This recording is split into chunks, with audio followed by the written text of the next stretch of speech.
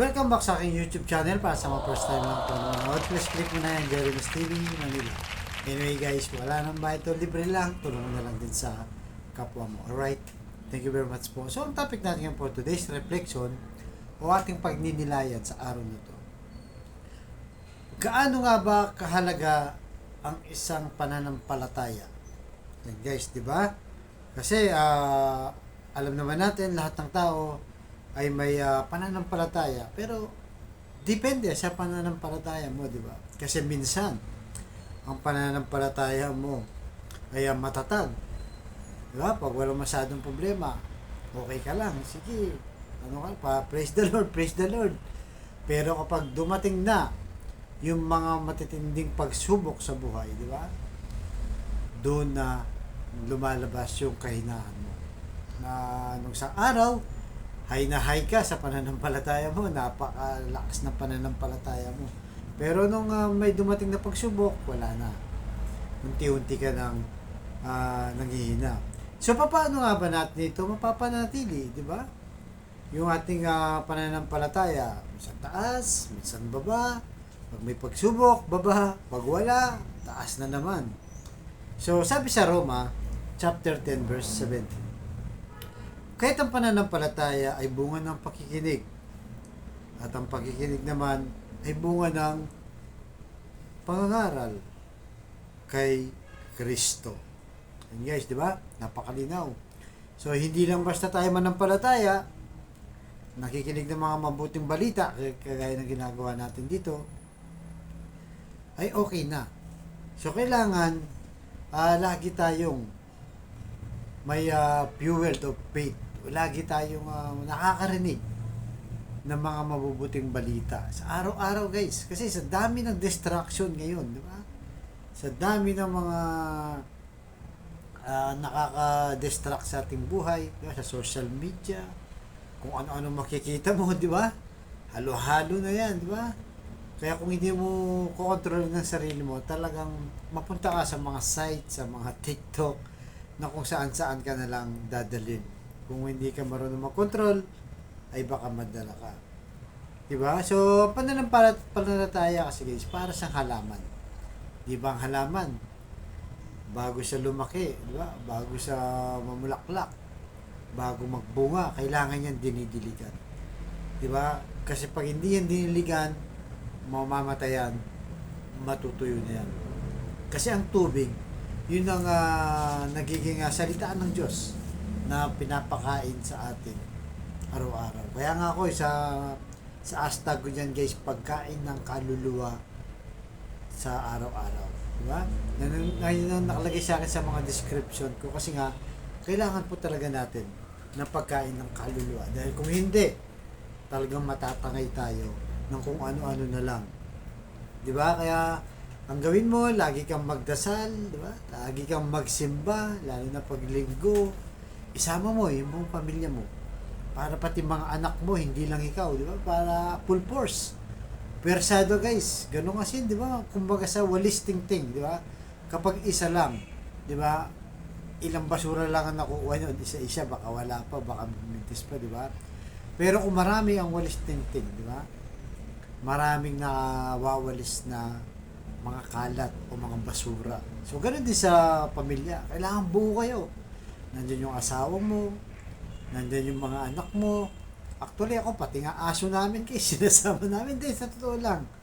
Kapag nagsisimba po kami, kasama pati aso namin. Ilan ang aso namin dito? 4. Diba? So, 4 sila kasama rin. Para yung pananampalataya natin, ano mang daanan natin sa buhay, diba?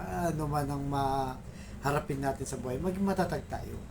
Hindi lang tayo nagiging matibay ang pananampalataya kapag maayos ang lahat, di ba? Kasi hindi mo naman talaga masusubok diyan. Masusubok ang pananampalataya kapag gipit na gipit ka na. Di ba? Kapag wala ka nang malapitan. Kapag wala nang tumutulong sa iyo, doon mo lalong maalala ang Diyos. Kailangan mo pala talaga siya. Di ba? Bakit mo pa hintayin yun? Habang maayos pa ang sitwasyon mo ngayon, di ba? Maayos ang lahat, walang malalaking problema, mga minor lang. Huwag kang magsawang manampalataya. Isama mo ang buong pamilya mo, magdasal, magsimba, magpasalamat, Ako ganun po turo ko, hindi naman sa nagmamalis tayo guys. Alam naman natin, wala naman pong perfecto sa buhay natin. Lahat naman tayo nagkakasala, lahat tayo may pagkakamali bilang isang tao. Pero importante, di ba? Gaya ng sinasabi ko lagi dito, ay majority ng nagagawa natin ay kabutihan. Pawang kabutihan at para sa Diyos. Di ba? Kaya ang ating Panginoong Yesus, di ba? Nung pumunta sa dito sa lupa, nung bumaba siya, lahat ng tao pinakasamahan niya. Nandiyan yung prostitute, di ba? Yung mga tax collector, yung mga criminal, lahat yan pinakisamahan ng ating Panginoong Yesus. Hindi siya nag-judge. Dahil alam niya, lahat ng tao ay may pananampalataya at may kahinahan din. Kaya naiintindihan po tayo. Kaya kung ikaw ngayon ay may matinding dinaranas, huwag kang mag-alala. Naging tao ang ating Panginoong Yesus. Alam niya ang damdamin mo. Alam niya yung saloobin mo. Meron siyang butot, laman at dugo. Di ba? Naramdaman niya bilang isang tao. Di ba? Na ang tao talaga ay napapagod. Di ba? Namumblema. May kahinahan. Pero higit sa lahat, lalo tayong dapat merong pananampalataya. Huwag tayong mawalan ng pag-asa. Kaya lagi tayong nasa high dati. Dapat lang guys, makinig tayo araw-araw ng salita ng Diyos. Kung ito guys, itong mga ginagawa natin, di ba? Mga maiiksing lang, salita ng Diyos. Pero napaka-importante po na araw-araw nating nakikinig. At siyempre, kailangan natin rin gawin. Hindi basta yung pumasok dito, di ba? Sa teacher, di ba? Pag nagle-lesson sila, sabi ng teacher, pag nag-discuss tayo, huwag mong ipasok dito, ilalabas mo doon. Ganon din po ang salita ng Diyos. Pag pinasok mo dito, tagos mo sa puso. Dapat po ganun ang gawin natin. At i-apply natin, di ba? Para hindi taliwas sa mga ginagawa natin, yung mga tinuturo natin, sikapin natin yung magampanan. Kaya sa kapatid natin ngayon,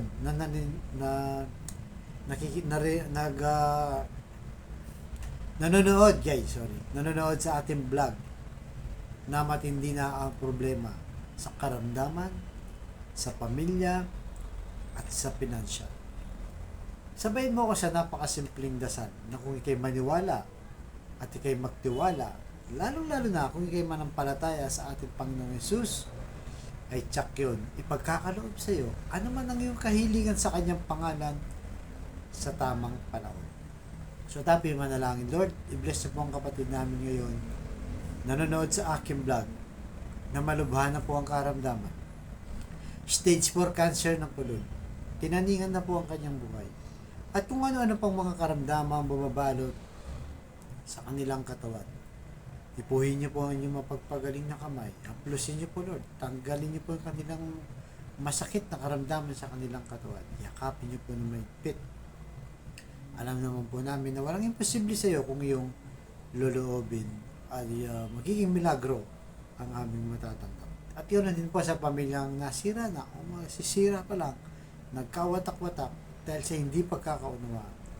Ipuhin niyo po ang kanilang puso na maging mapagkumbaba, mapagpatawad, ibaba ang pride, diba? Tanggapin ang dapat tanggapin. At pagbigis-bigisin niyo po muli ang kanilang pamilya.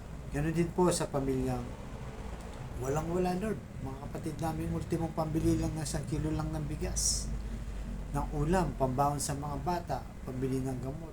Iniisip pa, Lord, kung paano nila itatawid ang kanilang maghapon. So, i-bless niyo po ang aming hanap buhay para sa aming pamilya. Ang halatang ito iniling namin sa matamis na pangalan ng ating Panginoong Yesus.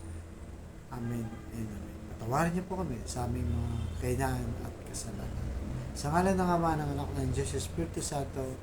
Thank you very much po.